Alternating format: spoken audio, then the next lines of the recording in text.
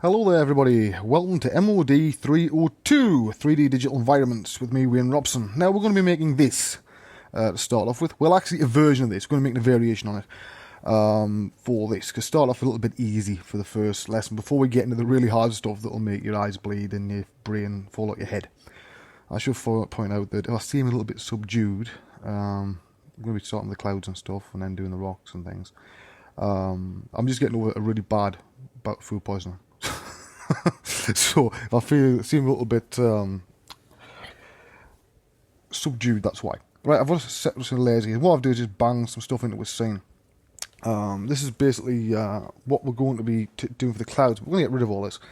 Now I've put a couple of things. I'm just showing you what the gamma and everything else I've set. I set mine to 1.6 and 2.2 at the bottom two, because for me that works best and it gives me the best look. I also do not have auto exposure at all ever for any reason. I balance it for in two ways, but we'll come across that later. Now, normally I'll use final. I'll use like that. Alright. Now, if I'm doing a final render, the user settings. First thing I'll do is we knock off the things we don't need, save a bit of time. Right. Chances are we're not going to need them at all. Also, I'm going to change that to soft. Now, most people set it to razor sharp, and this is one of the reasons why I get loads of flickering, right, if you do an animation. No matter how... I've got relight enabled there. If you've ever done the photography with DSLR, or etc., no matter how sharp your lens is, there's always a certain amount of softness, and CG is always razor sharp. Now, if you soften it down, it's much more believable. Okay? Now, I'm going to keep the renders fairly small. We're aiming for an hour or under, which I know we get to because I've already been at the end of this, so I'm just quickly rendering this out. Excuse me. Now at the moment I have this set differently to you may normally do when you start doing your atmospheres. I just want to show you what it looks like first. Most of these, what I'll do is I'll pause during the renders to save a bit of time. And you see it's nearly done. This is sort of inspired by sort of certain scenes from certain movies, but it's just an idea of putting a few rough blocks and spheres in there so you could see how the clouds react. Now, at the moment the ground plane is switched and made invisible, but we'll be switching that on because it can actually help a lot, because you can see through the clouds quite a bit. So, let's have a look at what we're going to do first of all. This layer, I just select it all by clicking on the layer, delete. These ones here, select those, delete. Delete the clouds, everything else, all gone, back to normal. Now the ground there, as you can see, you can't see it at the moment. You can turn it on and off, and we'll leave it on towards the end, because it helps give us some sort of reflection under the clouds. Although you can't actually see it, it helps in this case, reflecting light upwards. Now, I keep point to camera off on my light, usually. And I'll set it to 2 or 3 or something like that. Now this angle here, right, I'll just quickly move this. I like to have it in the centre of near where I'm at, okay? Not just flying off to the side like it has sometimes. I'm pointing towards the camera. So everything's going to be backlit to start off with in this version. Now you can see we're pointing straight up, and look how dark it is in the preview. Now if I point it like that, obviously it's night time. This way, near midday. But what you want is a magic little bit in the middle for sunsets that's just off vertical, right? And it can be a little bit fiddly to get. You could actually do it with using the numbers, obviously, but I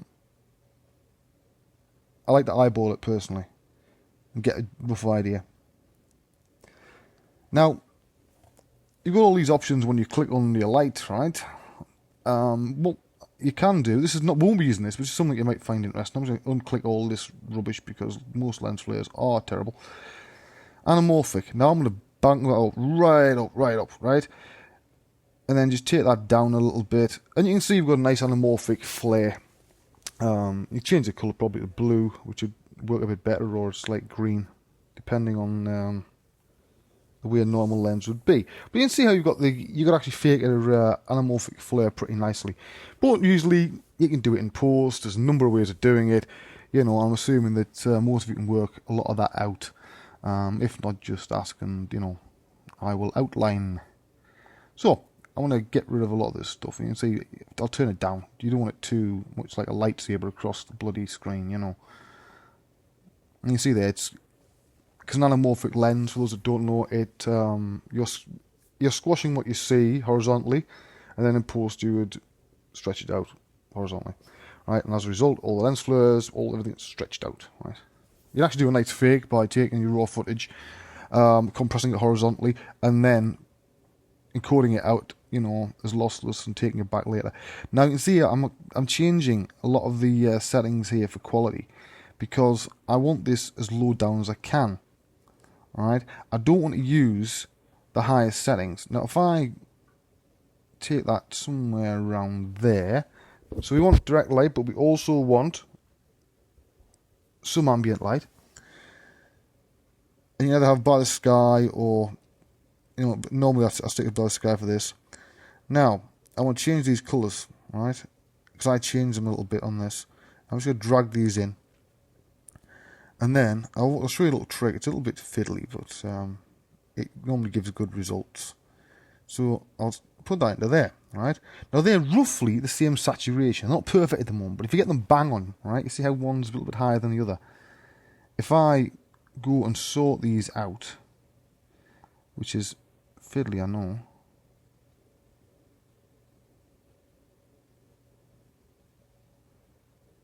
Just drag that into there. Then we can see it's a little bit higher now. A little bit higher. Drag it down a bit. Drag it over the top. Yep, that'll do. So we've got the same saturation value for the blue and the sort of orangey mustard colour. Now I've got that lowered down because I'll show you what it, for those that don't know what it does.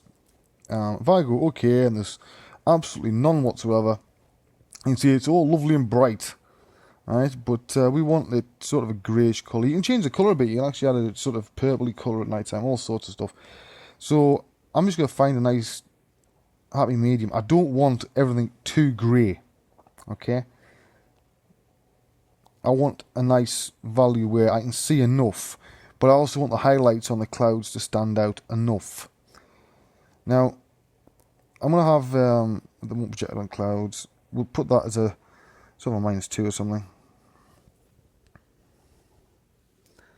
And then we've got our basic environment. Okay. Now you can fiddle around for a long time getting atmospheres correct. So I'm just going to give this a name, just so we know where we're at. Now normally you'd save iterations of this as you're going along. You'll notice that I don't for this because I've done this already, and this is just a variation for me, right? So I'll pick which one he likes, and you know, that's the publicity image. But I thought on this one we'll give him something a little bit different, not tremendously different, but just a little bit. Right, now we're going to add some clouds. So if you go there, all right, and we go down under, you can see all these different types of clouds. Under spectral, low clouds, and we go okay. Right, now you can see we have some in the scene. So I'm going to change the parameters a bit. First of all, I'm going to put it right on the ground. We're going to do a tremendous fake on this.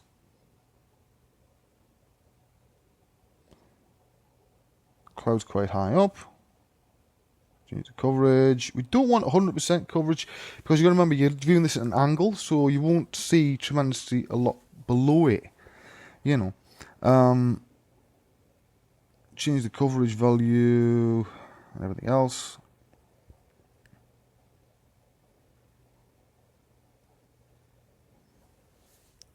Look at the detail amount.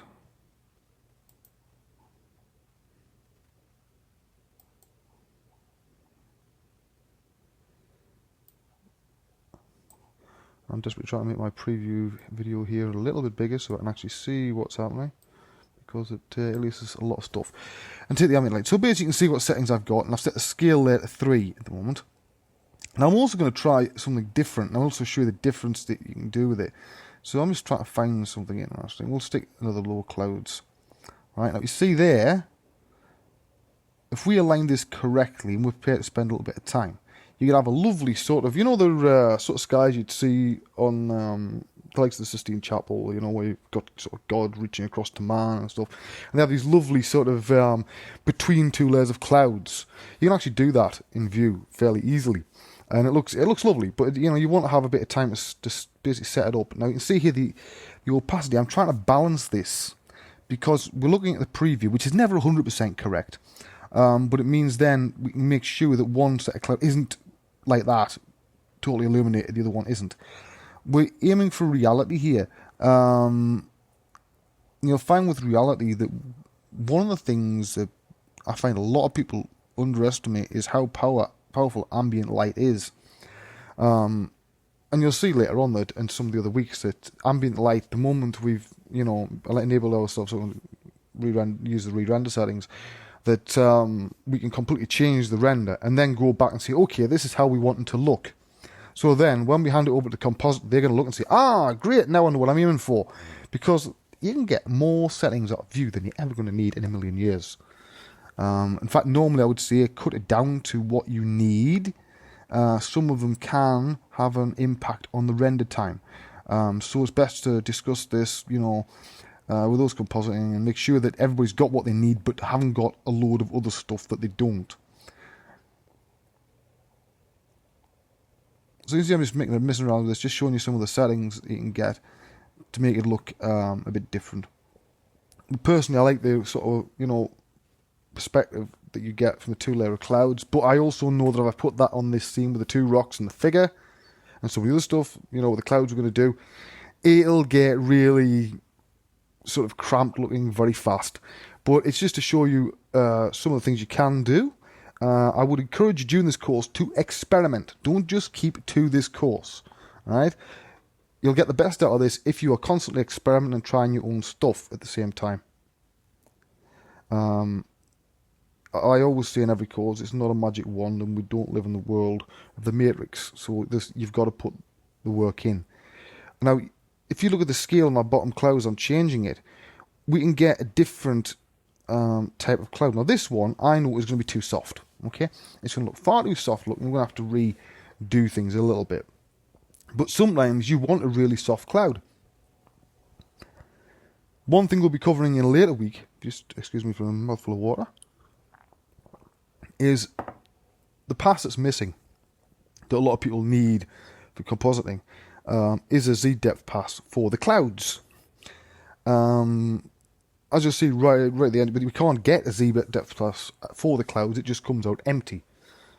You know, but there's a trick to be able to get a Z-depth pass out for your compositors, which I'll show you in a later week. It's not too difficult, it's just a matter of basically making a copy scene and doing a few things with the lights and stuff and materials. So I'm going to get rid of the top ones because we don't really need it. And I'm just going to take the detail amount up so they look a bit more complex, the clouds. 0.3, I quite like the look of that. Although we're not using animation, I usually have a bit of fiddle around. One thing I do, and you'll see me pointing this out a number of times, which is at 2.5 kilometers. And you can see there, you can see that coloured band that tells us where the clouds are. Now, our camera, right, is right there. Now we want it, even though there's not much cloud near the top, I want it above it. I want it to make sure that it's pretty damn clear. Right, that you're seeing right above it, and it's obvious this is high up, which is why you see it darkening the edge of where the Earth would be. You know, that's what we're aiming for. And you see this is rendering pretty fast, actually.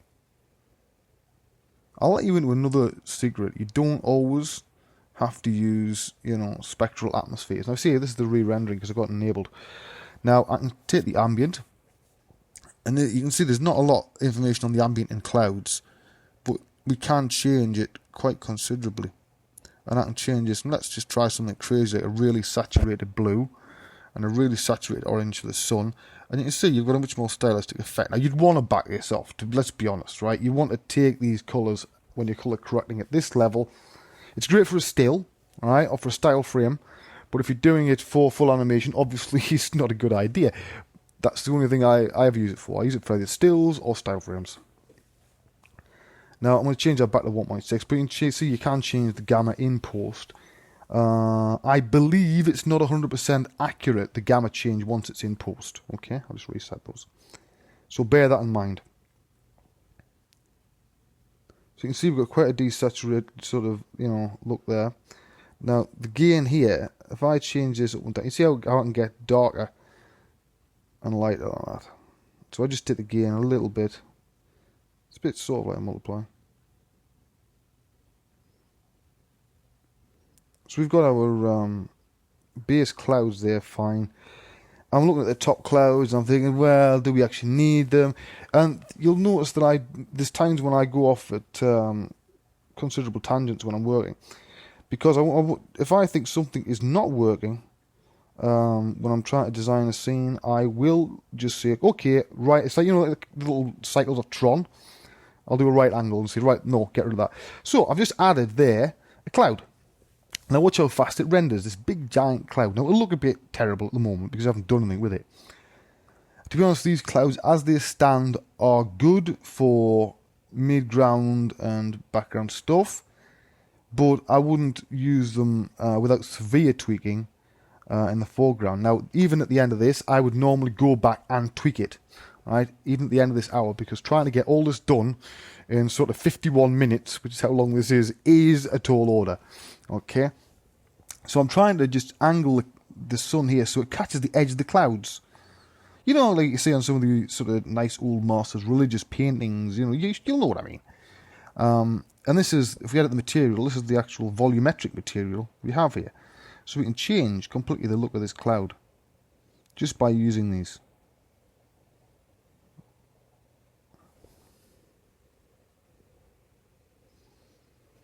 And the shadow density, I'll stick on 100.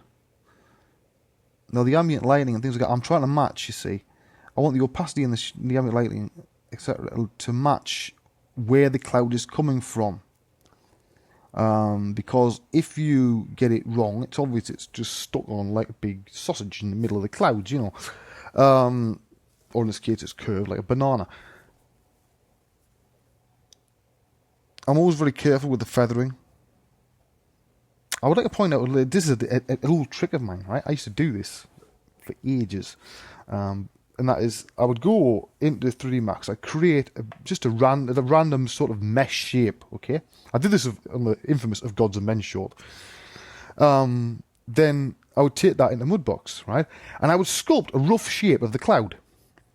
I would then export it either into Max and use Metal Ray and use a nice volumetric shade of the clouds, or sometimes use PR Man to get some nice volumetric clouds, or sometimes even in View and do them that way. Because then you've got the beginnings of the mesh. This enables you to sculpt the clouds the way you want. Now, sculpting clouds, right, is not normal, and I know it sounds a bit odd, and it is odd. There's not many people actually do stuff like that.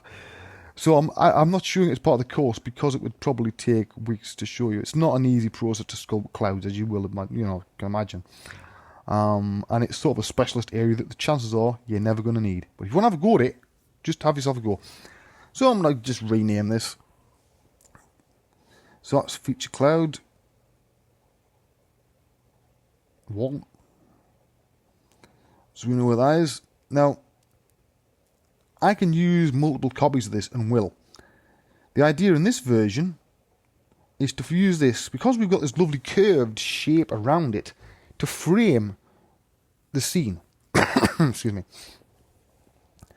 So I want to put this one there. We'll move these later on, by the way. They do get moved. Because once we get the actual rock elements in, everything starts to change. And I'm also trying to work out the scale. See, on one hand, I want imposing clouds, but I also don't want, once we have the large rock pillar things, it to overpower or not be seen, and just have these fuzzy bits of clouds around the edge.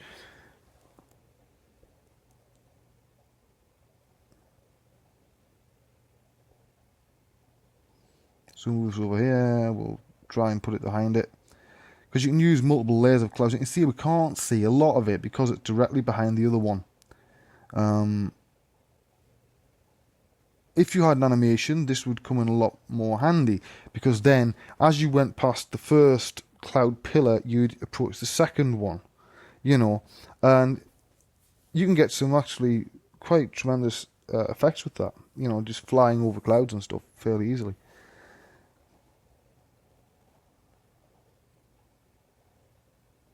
You'll find that the majority of view stuff, you'll spend your life messing around with settings just for the look. I'm what I call a visual-based artist. Everything goes by the eyes. What does it look like, and does it look right to me? If it does not look right, I change it. I don't so much go by this setting will work, put these numbers in. That's not the sort of person I am. It's all visual. And my big sort of creed has always been, if it looks good, it is. Right? If it works right in the pipeline and it looks nice, that's all you ask for. It's not so much sometimes down to the numbers. The bottom line is, does it look cool to the man in the street? If it does, you're sorted. If it doesn't, back to the drawing board. So, while watching me sliding sliders around is not the most interesting thing in the world, you will find yourself doing it rather a lot. Tweaking is very important. Now, obviously, I always am a big believer in making sure you have a good relationship with, the compositors, because they can make or break stuff, and if you make their life easier, everybody looks good. However, if you're both fighting against one another, that never ends well. And I don't mean physically hitting. I mean, like, if you're doing things one way and they need it done another way, it's not going to not going to end particularly well. That, but if you say, look, what do you need? Because once you've done the assets, it's right out of your hands. Okay, that's it. It's just, your bit's over with then. And you make sure they've got the right passes. Make sure that everything's in a way that they find easy to work with. Something that's not going to give them a nervous breakdown, right? You don't want them to say, oh no, it's one of Wayne's scenes again. You don't want them to say that, right? You don't obviously substitute your name, unless you really fancy changing your name by deed poll or something to mine, but that would just get confusing. But anyway, so I'll quickly render this out. You can see it renders quite fast. There's a few blobby bits on the clouds that, given more time, I would sort out, with the opacity, etc.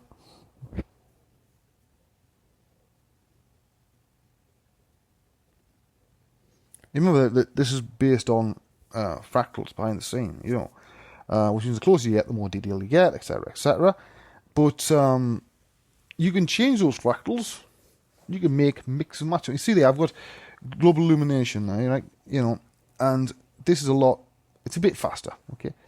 So I've got the render set up, the information strip there. I don't need the frame number on this. Sometimes I'll leave the number of polygons on. We'll do it this time. This is a very low scene. I'll put it as just 800. We'll do a couple of renders just to test a few things out and see the time difference. And I want to show the difference between the look. This is not constant across all scenes, but it's worth optimizing your scene at render. Because if you have a long, let's say 15 seconds view animation for background stuff, it's going to be heavy no matter what you do, right? And you really want to optimize it before you send it to the farmer. You can try and render on your own machine. I've done it. Not a good idea, because your machine sounds like it's about to take off. To be quite honest, I've tried across Mini Network, of 4 machines, and it just, yes, you can do it, but anything production-wise, you would obviously want to do a bit different and go to a proper farm, because it's not worth redoing, remaking your machine or fixing your machine. I'm just going to change the highlights and stuff here, because now we've saved that file, we're going to move on to the rocks and stuff. Now my machine has a bit of a El Problemo on it, which I'll show you.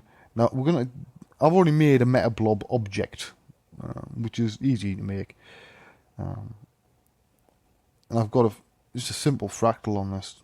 It's just one straight out of the box that comes with View.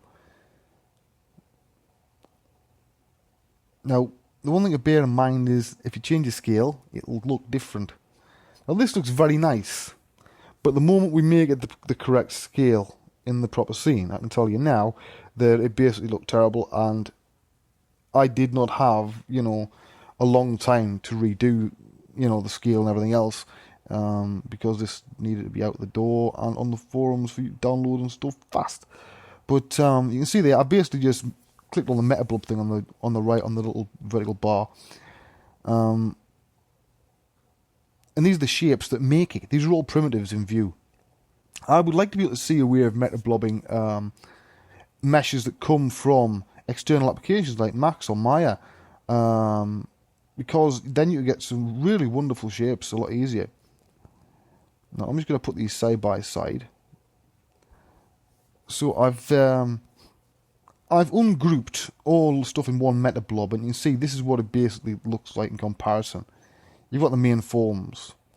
Now, one bit I do have on here is you can do a simple boolean on it to get the shapes. So we'll just move around here and get the bit I need. It's actually got a name called Cutterball. I'm just making sure you can see it, right? So what I do is I line that the way I want. So first of all, let's just get all these, go over here, left click, metablob, right? Lovely, got all that there, but it's got a big lump there. But I don't particularly want that lump the way it is. We can change the distance there. I always have the intensity at 100. You can make it tiny, but you see if you do that, you see at the bottom where there was part of a torus, you've now got a floaty thing. Alright, now you don't really want it looking like that unless you're remaking a fan film for Avatar, Floating rock's normally not good. So I'll take it up to 50% for the moment. It should do. Then I'm going to double click on the Cutterball, which is just a sphere that I've made. It's clear on the settings, test things a bit. Then I've got it set to subtract, if you notice on the options there. That subtracts from this. Now, it also takes away one of the bits I need. So I need to find just that little bit, and eventually we'll leave it, I think, like that. We'll reset material. So this, I'll just get rid of that one, just make it invisible.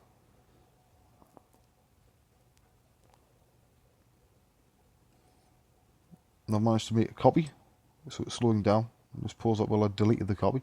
We'll run that, and you see it's a simple shape, right? You can model that in Max if you really wanted to. One of the good things about Vue is you can move these around inside the metablob afterwards. Now my machine does have one problem, and every course there's always at least one problem that crops up that my machine is unique for. And my machine, it has a rather unique problem with baking to polygons, where it will lose tremendous amounts of detail that no other machine on the planet will, which I'm guessing is to do with the graphics card virtually dying on its feet. So I'm going to change that to 35 mil. Just work the camera. You see your focal length. I try to use focal lengths of lenses I have, and I know what they look like. And I'll use real life lens distance. So I've got a nice 28mm, an old M42 28mm lens.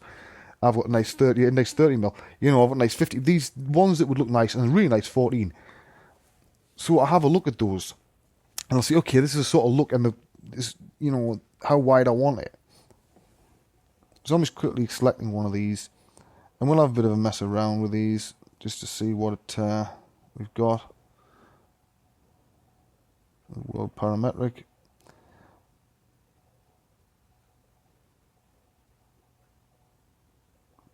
Now you can make the darker areas deeper in your displacement by changing that curve more inwards. I can't remember if you see me do that later on, but you'll see it at some point during the course, I can promise you that.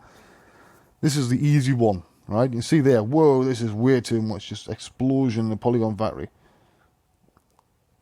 We'll try a 0.2, see if that's any better. Keep the scale the way it is.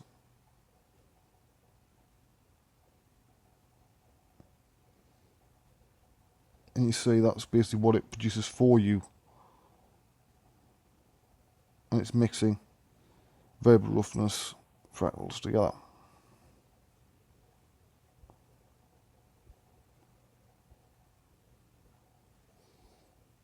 There's displacement. I'm going to take complex sedimentary rock because it's one of the nicer ones, let's face it, and it looks nicer. I would like to see, you know, to be honest, some of the presets need redoing, I think, in Vue, because they're nice, but they could be better. But again, when you're a software developer, you don't want to spend 12 months just making settings, you know. But people very rarely want to give away their best sort of settings for fractals, I find. Because if it takes you a long time to come up with it, you certainly don't want to give it away to everybody else to use. I was quickly having it sort of mess around with the light. I don't want to use the light we're going to use. I'll put it on global radiosity, bang it up to 57. I won't add any light gain at the moment. Make sure that's all sorted. Bring this down. To be honest, what I'll try and make it look like is I'm going to use these colours from earlier on. Make it look like a sort of default mental rear render. Because I find it's an easy way, for me personally, right? Being sort of starting in the whole 3D world before, you know, that's my main job, as it were. I can compute that in my head easier than other ways. So if I know what it looks like when it's a default mental rear render, even though it's not, then it means I know how it can be changed, and it sort of sets my sort of mind on the right road. Now you can see there we're getting a lot of tearing and stuff. Now this is it's interesting because you can actually put different displacement materials on different parts of this meta blob. Now that is a complex subject that takes quite a while, but say you had that top flat bit. Let's assume it looked right at 0.5 depth and displacement, which it doesn't at the moment. Let's assume it did. And the rest of it looked good at 0.8. Then you would have two materials, and one would have 0.8 on, and that, you know, everything would have 0.8 apart from the flat bit, which I have. Right, okay, you get what I mean. But I don't like to do too much displacement all in one place. Now you can see what I'm doing here is I'm just quickly going to add these. In this case, I just want to change that a bit and just take the depth off it a little bit, because to the left, think of that as the innies, and to the right of the curve, the outies. Well, that's what we are thinking of it, innies and outies. I'll quickly do an area render.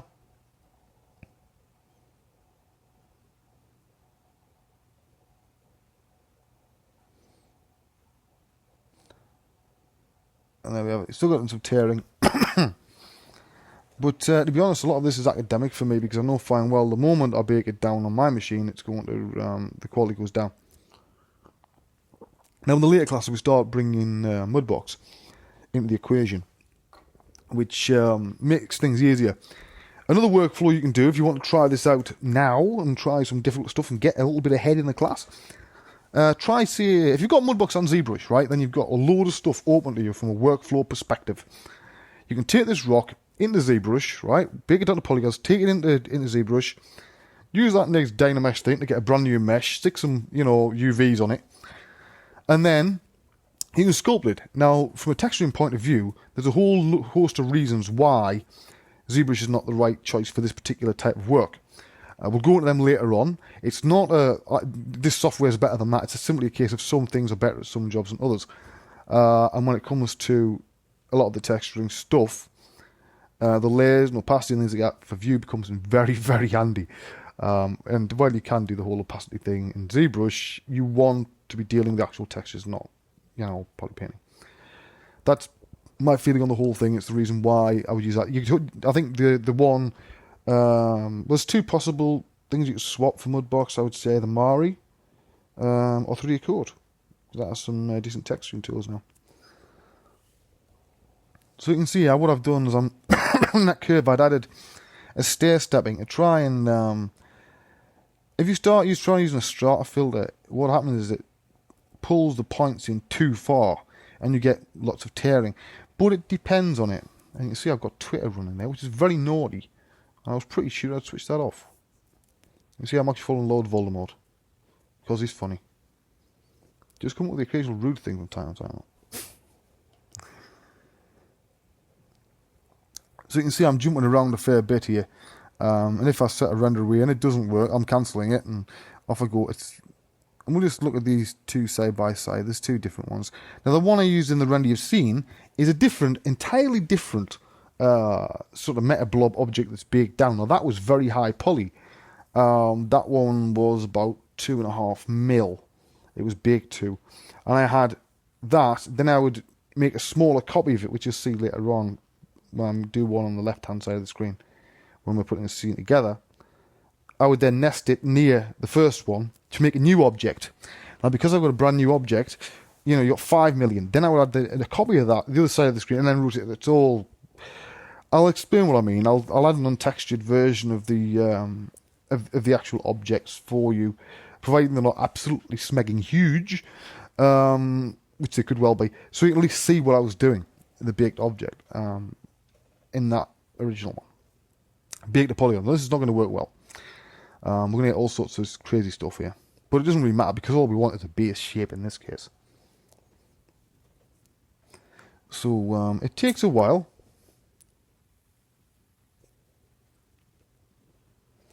We get all sorts of nasty triangle stuff in this case.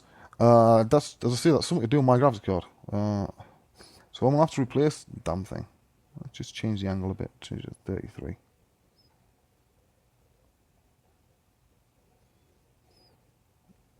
Now you can do the whole baking, the lighting, which can save you time at render. If you want to do an animation, I would say if the light's not changing and you can bake something down, do it. If you're using a sort of stereoscopic workflow, right, which obviously you can't use the 2D cards, which is what we're avoiding in this class, then but you can still bake the lighting down, right? Some stuff you can still do. There's some things you can get away with if it's an extreme background with 2D, but it has to be extreme background and not very big. You got the whole divergence thing, and it's a very complex subject. So I've got basically this plain little pointy thing, and we've got no material on it. Now what I'm going to do, I'm going to supply this material. All it is a rock image that I've taken from cgtextures.com because it's free, and I am what is technically known as a tight arse. And I've used that together with one of the just default fractals to give an interesting rock effect. Now, I could put a lot more work into this, but there is very little point, and I'll tell you why. Because this is going to be backlit, you're not going to see a heck of a lot of it, right? There's no point putting a load of work on this, because I know this is never going to change the lighting of this. If there was the slightest chance that this was going to change, I would put more work into the texture. As there isn't, there is no point. Now, I'm going to change this one out and just give it a name so we can identify it later.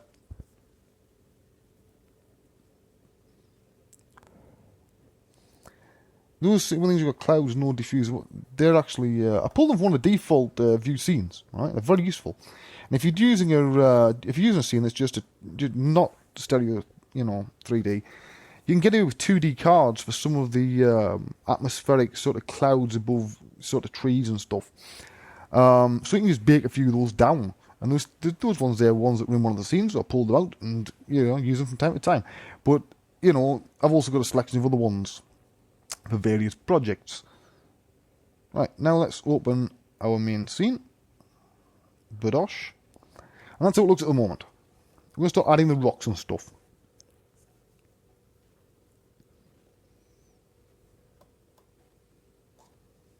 I would find it.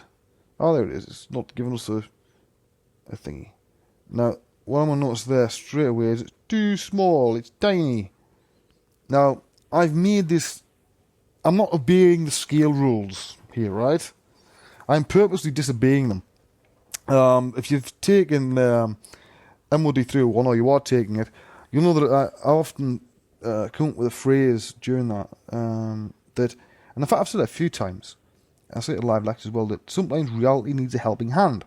Reality's great, right? There's a time and a place for reality, but sometimes reality simply doesn't bloody cut it, right? And if I used a 1-to-1 atmospheric scale on this, it wouldn't look right. So what I'm doing is I'm basically changing the size of the planet to fit the vision, which makes you feel a bit like God, to be honest, doesn't it, really? It's like, you know, the Earth is too small, I think I'll make it larger. But that's one of the advantages of software like this. We can do a massive change that is impossible to make to get the look we're after. Because 3D mattes, especially when they're coming out of View and Photoshop, can have a specific look. That can be a good thing and a bad thing. Now, there's a Joan of Arc plane, so it's just, that will be swapped out for the actual footage, of course, in the live shot. This is just something as a placeholder. We'd add that as its own pass, and you can see it's now absolutely huge. She's about 40 million mile tall. I'm just going to quickly turn this around and get this smaller. That's because I put in there, it's got 2 meters there, but I'm pretty sure it's putting it as 2 miles, not 2 meters. It's going to be easier, I think, all round, just to do this the old-fashioned way. A lot of times I do things the hard way, just purely because when I started learning 3D, there was no easy ways a lot of the time. You know, there wasn't really the sort of one-click solutions you often see. So you get used to that to a certain degree. It's why sometimes people will ask me, what's the quickest way to do it? I'm thinking, well, I don't know what the quickest way is, but the way I use is maybe the slowest way. Well, I'm just that used to it, and I've been doing it that long that it's a bit faster for me. You realise that as you get, it's sort of like, as you sort of get further and further into art, that there's always more than one way of doing things, and it's usually the way that makes the most sense to the person doing it, unless there's a pipeline consideration.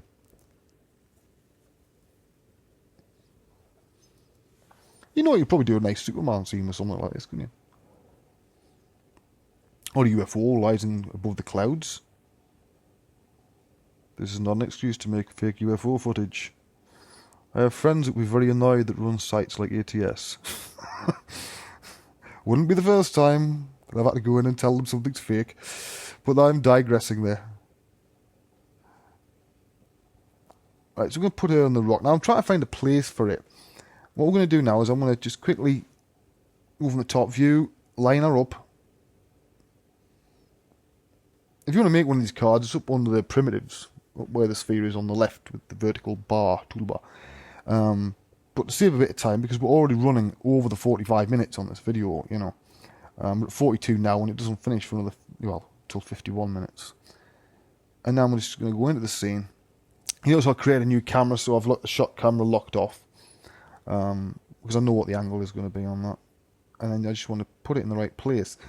But then I realised that if I put her on the edge of that cliff, it means it would be a bit dangerous, wouldn't it? Walking down that slope, probably a mile up in the air, where the air is instantly a bit clearer. So, what we'll do, I'm just trying to work with put her there. So eventually what I do is I put it further back, because it makes more sense.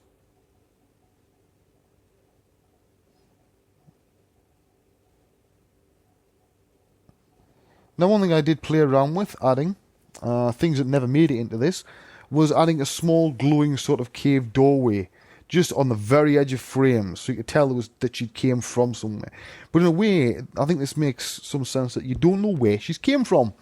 Has she floated on there? Has she appeared on there? Is there something on the other end of the rock we can't see? I'm a big believer, especially in any art, that the ability to have things that people question the art or the vision, what's there, what happens next. My mother has a picture we've had since I was a child on her bedroom wall, and it's got 2 apples, right? In fact, 3 apples, right, above a table, and one is on the ground, one is obviously a younger apple, and the other one is just about to fall off. And you can stare at that for hours because it's so well done that you're convinced that it's actually going to fall off. Now, I've been waiting 35 years and it hasn't fallen off yet, obviously. But yeah, the point I'm making is that that is a particularly good bit of art by an unknown artist because it makes you think, what happens next? What do I not know? It's the reason why fan fiction is so big. People like to know the things that are outside of the explained. So in this one, I'm making a smaller rock at the other side, not another huge one, because the other one was actually, I increased size, but it was further away from the camera. which made it look about the right size. So he's moving the clouds around a bit.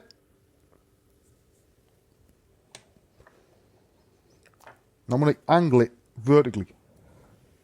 You can do that because it's a cloud. And because the light, it's not changing the light. It's not like the lighting's baked in or it's not directional. You can do anything you like with these clouds. You can rotate them and scale them and stretch them. But as long as it actually looks as if it fits the scene, you're pretty much golden, you know.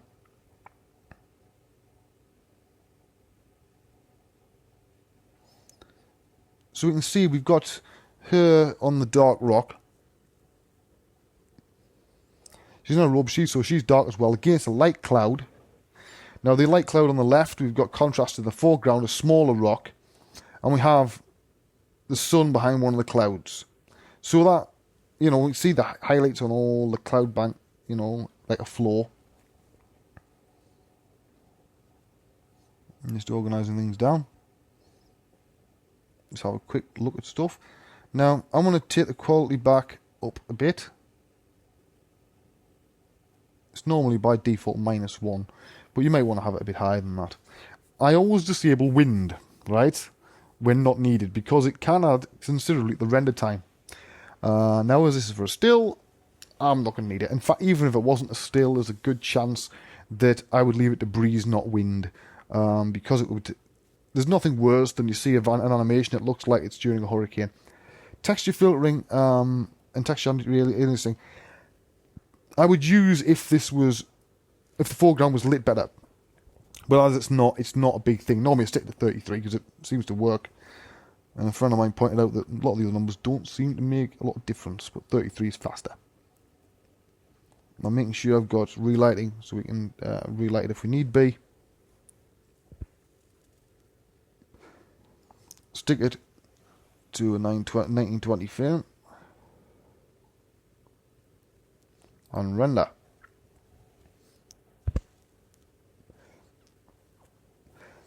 And see how long it takes. Now obviously I'm going to pause this at some point, because it does take a while. Well, the first thing I did is stop it. You know why? It didn't look right. And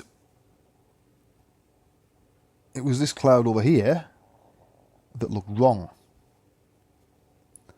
Now, while getting something bang on the money in 51 minutes is pretty impossible unless you're really lucky, I wanted to at least ballpark, you know, to some degree.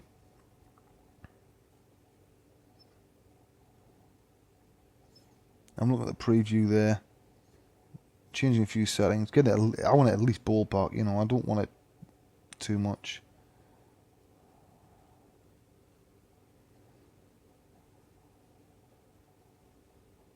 I would point out as well, you can actually you could put this sort of meta cloud that automatically made and generates these strange little meta clouds.